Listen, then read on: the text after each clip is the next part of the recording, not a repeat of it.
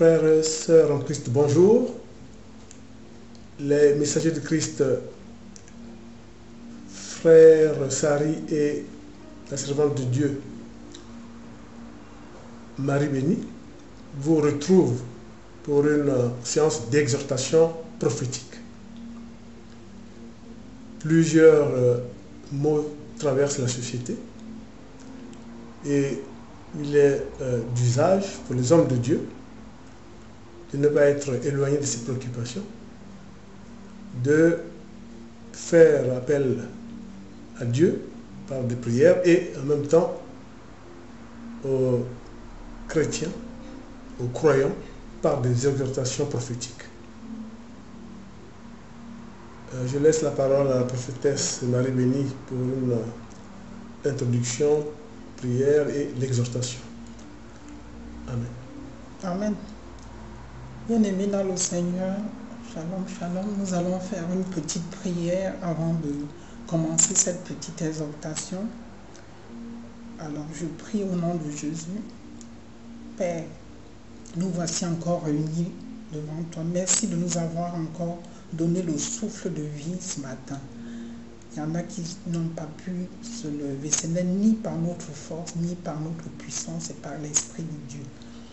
Alors que l'Esprit de Dieu prend le contrôle de ce moment, que tout esprit contraire à ce moment se taise et que toi seul tu croisses. Merci Seigneur, merci le Roi de gloire, et nous avons ainsi prié. Amen. Amen. Alors, bien-aimés dans le Seigneur, nous allons parler des jeux du hasard. Parce que vous savez que la cupidité et puis parfois le manque d'argent et tout ça peut pousser certains à faire des choses qui peuvent détruire leur famille, détruire eux-mêmes et puis leur famille. Alors nous allons parler de cela, voilà, ces jeux qui détruisent, ça peut aussi détruire les mariages. Et bien aimé dans le Seigneur, devenir accro aux jeux et comme devenir accro à toutes choses, comme la drogue, l'alcool, et etc. Ça prend le dessus de la vie et détruit toute la famille. Alors toute dépendance peut être surmontée avec l'aide de Dieu. Mais bien aimé, avec l'aide de Dieu, on peut surmonter toutes sortes de dépendances. Et après avoir reconnu le problème, il est important que ceux qui luttent contre la dépendance, en général, comprennent qu'il est quasiment impossible de s'en sortir seul, mais bien aimé. C'est impossible. Parce que même si on essaye de sortir de la dépendance, une semaine, un mois, 2 mois, on retombe si on n'a pas l'aide de Dieu. Je ne dis pas qu'il ne faut pas consulter aussi les médecins, mais ce sera le médecin, ce sera aussi Dieu qui va travailler en même temps. C'est comme quelqu'un qui est malade, qui va aussi à l'hôpital, qui prend aussi ses médicaments et qui prie aussi que Dieu puisse le guérir. Alors c'est pas seulement la prière, mais il faut aussi mettre aussi le corps médical aussi en jeu et Dieu aussi en même temps. Et Dieu fera tout ce qu'il faut. Ce ne sera pas facile, mais d'autres sont passés par là avant vous et vous pouvez apprendre de leurs témoignages. Écoutez les témoignages des personnes qui ont été dépendantes, qui ont été vraiment, que Dieu vraiment a intervenu puissamment dans leurs problèmes.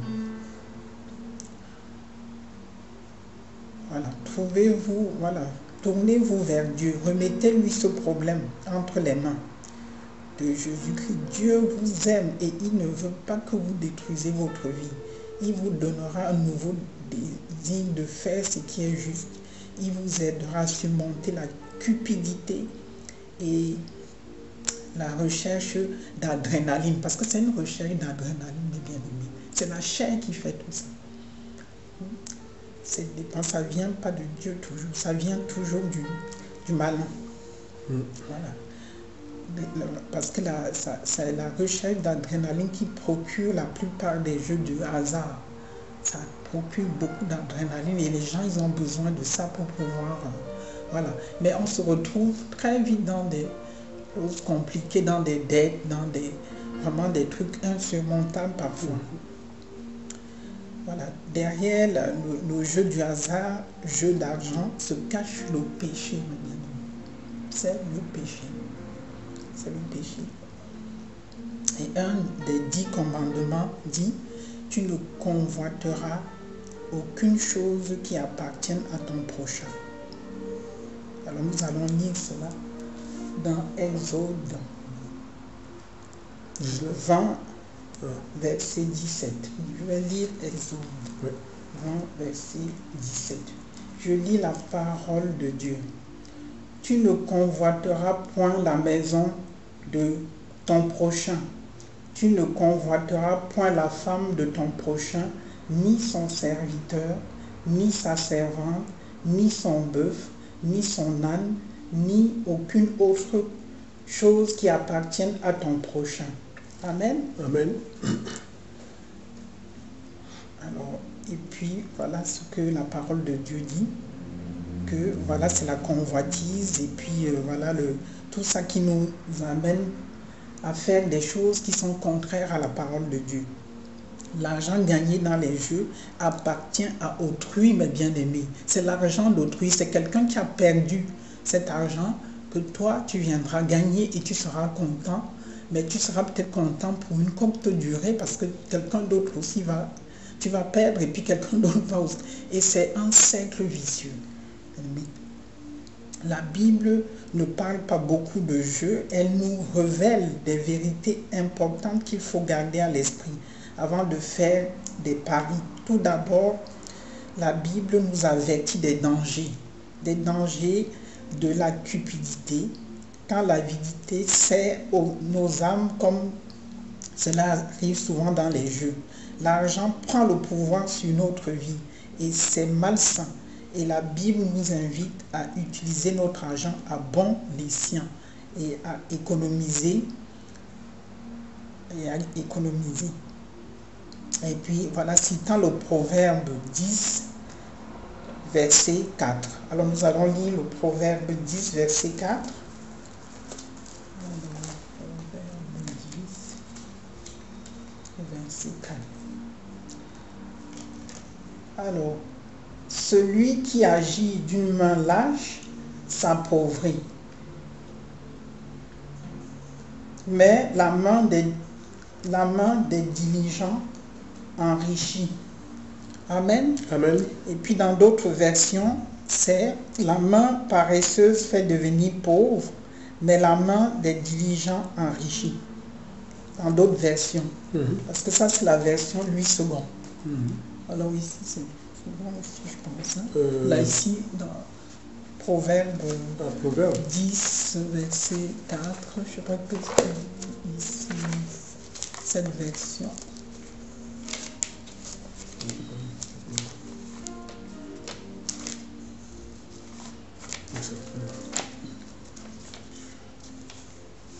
Le Proverbe combien? 4.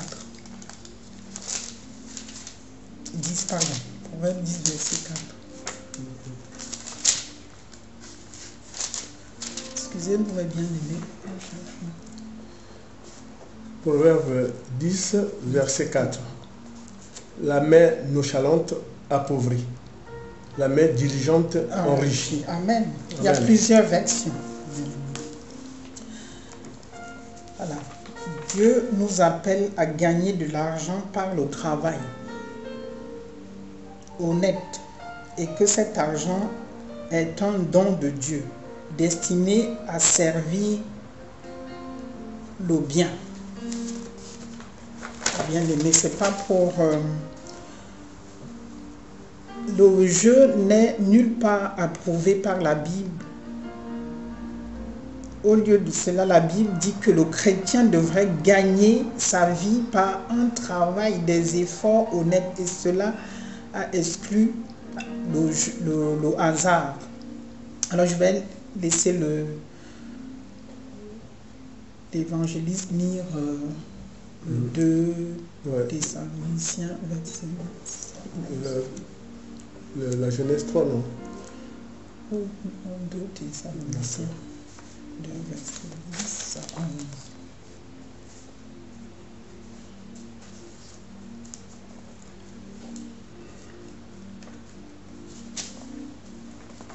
Je lis la parole de Dieu. Et quand nous étions chez vous, nous vous donnions cet ordre. Si quelqu'un ne veut pas travailler, qu'il ne mange pas non plus.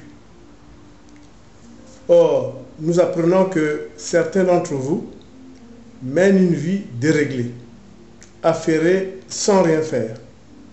À cela, nous adressons dans le Seigneur Jésus-Christ cet ordre et cet appel, qu'ils travaillent dans le calme pour manger le pain qu'ils auront gagné. Amen. Amen.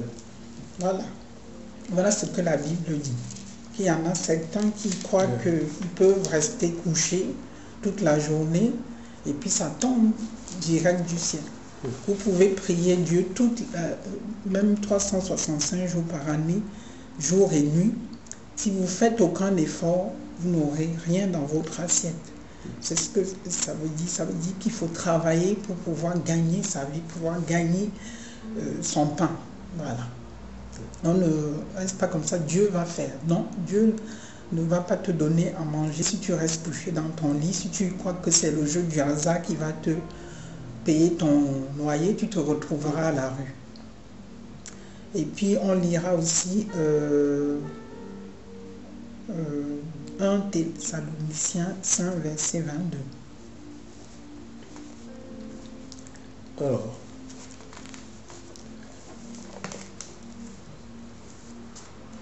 dans le verset 22, c'est une parole de Dieu qui, par rapport à ce qui a été évoqué, il dit « Éloignez-vous de toute espèce de mal. » Voilà. Amen. Amen. Voilà, la Bible nous dit qu'on doit s'éloigner. La Bible nous dit de nous abstenir, de nous éloigner de toutes sortes de mal, toute espèce de mal. Voilà ce que la Bible nous dit. Le jeu a souvent fait un mal colossal aux gens en les faisant perdre de l'argent qui pouvait être utile, voire indispensable face aux nécessiteux. Aux nécessités, voilà, de la vie, de famille. L'argent nous est donné par Dieu pour être utilisé pour le bien et non pour le mal. Toute personne qui cherche à faire la volonté de Dieu ne devrait pas être impliquée dans les jeux d'argent. Bien-aimés, vous voyez par tout cela que l'argent ne tombe pas du ciel, comme je venais de dire. C'est pour ça que... Alors, et puis, il faut aussi être reconnaissant quand quelqu'un t'aide, quand quelqu'un vous aide avec un peu d'argent qu'il a travaillé, car il est dit dans la Bible, tu mangeras à la sueur de ton front. Alors, si quelqu'un t'aide, tu dois être reconnaissant. Même s'il ne te donne pas, il n'est pas obligé de te donner tout son argent. Même s'il te donne peu, tu dois être reconnaissant. Tu dois dit merci. Alors, je laisse l'évangile. Voilà, dans la Genèse 3, verset 19, il est dit, c'est à la sueur de ton visage que tu gagneras ton pain, jusqu'à ce que tu retournes à la terre dont tu proviens. Voilà. Donc, c'est pour dire que Dieu a bien précisé les choses. Après le péché d'Adam et Ève, Dieu a précisé les choses en disant, tu gagneras ta vie à la sueur de ton front. Mais Dieu, dans sa grandeur, bien sûr, n'a pas exclu la possibilité d'aider les hommes dans le cadre d'aide à la pauvreté, d'aide aux gens les plus démunis. Et ça, nous le verrons dans l'histoire même de son fils, quand il a envoyé son fils au cours de son ministère, où il a aidé les pauvres. Et il nous a fait un grand enseignement par la parabole du bon samaritain. La parabole du bon samaritain, c'est effectivement Dieu qui dit tu gagneras ta vie à acheter ton front, mais en même temps, Dieu sait que dans cette vie-là, où les rapports entre les hommes sont des rapports toujours, il y aura toujours un aspect conflictuel, il y aura toujours des gens paresseux, Dieu ne les abandonne pas, il crée ce qu'on appelle les œuvres sociales, donc les œuvres humanitaires. C'est pour ça que dans la parabole du bon samaritain, Jésus nous enseigne que voilà, quelqu'un qui sortait de nulle part, mais il est attaqué par des personnes, il est dans le malheur, arrivent 3 personnes qui ne le connaissaient pas. Le dernier qui était samaritain, donc supposé être l'ennemi des Juifs, parce que celui qui était tabassé était juif, et c'est celui-là qui va le prendre en compassion, l'aider, payer les frais. Et c'est pour dire quoi? C'est pour dire que Dieu crée ce qu'on appelle les œuvres sociales de l'Église corps de Christ, les aides qu'on peut avoir de la part des autres humains. Mais attention, il ne faut pas vivre aux dépens des autres. Ça, ce n'est pas biblique. Là, vous avez vu, hein, même quand l'apôtre Pierre ou l'apôtre Paul fustigeaient les hommes de Dieu de Corinthe, il reprochait à ceux qui ne travaillaient pas assez, ils mangeaient aux dépens des autres. C'est pour ça, dans Thessaloniciens, ici, vous avez vu que Paul fustige ceux qui ne veulent pas travailler. Donc, il faut travailler. S'il y a une aide sociale, ça serait une aide sociale justifiée.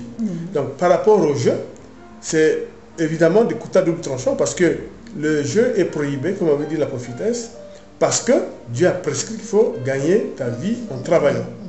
Un point, c'est tout. Et d'autre part, Dieu nous met, en quelque sorte, prévient le mal qui peut arriver, c'est l'addiction. L'addiction, c'est, comme vous le savez, c'est comme pour l'alcool, le tabac et les autres choses.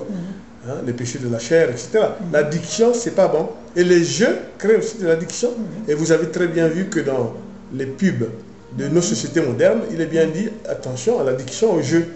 Normalement, pour le chrétien, mais c'est le chrétien, il n'a même pas des gens qu'on lui dise ça, puisque il est formellement, je dis interdit. C'est pas chrétien d'aller, d'être victime de l'addiction au jeu. C'est pas possible, puisque ça veut dire qu'on transgresse les lois. Ça veut dire que on ne fait pas attention, alors que quelquefois on a des familles dont on a la charge, et quelquefois on a des projets qu'on ne peut pas satisfaire parce que l'argent est dilapidé dans ça. Donc il ne faut pas être propice à l'addiction des jeux. Voilà pourquoi, en se basant sur les Écritures, vous pouvez très bien, en priant, que Dieu vous aide aussi à faire face, au même titre qu'il y a d'autres addictions, Dieu vous aide à faire face à l'addiction sur le jeu d'argent. Voilà. Et puis voilà, certains ont aussi foi en une fausse croyance qui est la chance. Ces motifs sont malsains pour le chrétien, car ils sont tous égocentriques et matérialistes. Ouais, parce que ça, c'est une fausse croyance, hein, la chance. Ah, j'ai eu la chance. C'est pour ça que j'ai... Non, c'est pas la chance. Parce que le chrétien ne parle pas de chance. Le chrétien devrait parler de bénédiction. Et si cette bénédiction ne vient pas de Dieu, elle vient de qui? Alors, c'est pour ça qu'il faut vraiment faire attention. Nous tous, on est passés par là. Nous tous, on a fait des choses qui n'étaient pas vraiment, voilà, très chrétiens, mais alors après, on se reprend et puis on essaie d'être dans le droit chemin, oui, parce qu'on aura des comptes à rendre, mes bien-aimés. Et puis, en attendant qu'on ait des comptes à rendre à Dieu, on a déjà des comptes à rendre à notre famille si on se retrouve à la rue, parce qu'on a pris parce qu'on était dans le jeu, parce qu'on croyait qu'on allait gagner des 100 et des 1000, et puis qu'on se retrouve à la rue, et puis on n'a plus de domicile, on n'a plus, voilà, la famille éclatée et tout ça. Ça ne serait pas bien. C'est pour ça que on dit, mais on ne culpabilise personne. C'est juste savoir que Dieu peut vous aider, Dieu peut vous délivrer. Il a délivré des gens qui étaient même dans qui avaient fait des choses. qui étaient dans des choses plus graves que cela. Il y a des témoignages et tout. Alors je vais laisser la parole à l'évangéliste. Oui, donc comme nous vous l'avons dit, l'addiction est un péché. Alors, bien sûr qu'il n'est pas de même nature que le péché quand sciemment vous... Mais le problème, c'est que l'addiction peut être cachée par le biais de l'attractivité. Vous pensez que c'est facile d'avoir des patatrac, vous jouez et vous ne gagnez pas. Et vous rejouez, vous ne gagnez pas. Donc, attention. Donc, il y a deux types de péchés. Il y a le péché où vous êtes tombé sur le coup du fait qu'il faut gagner votre vie à la suite de votre front.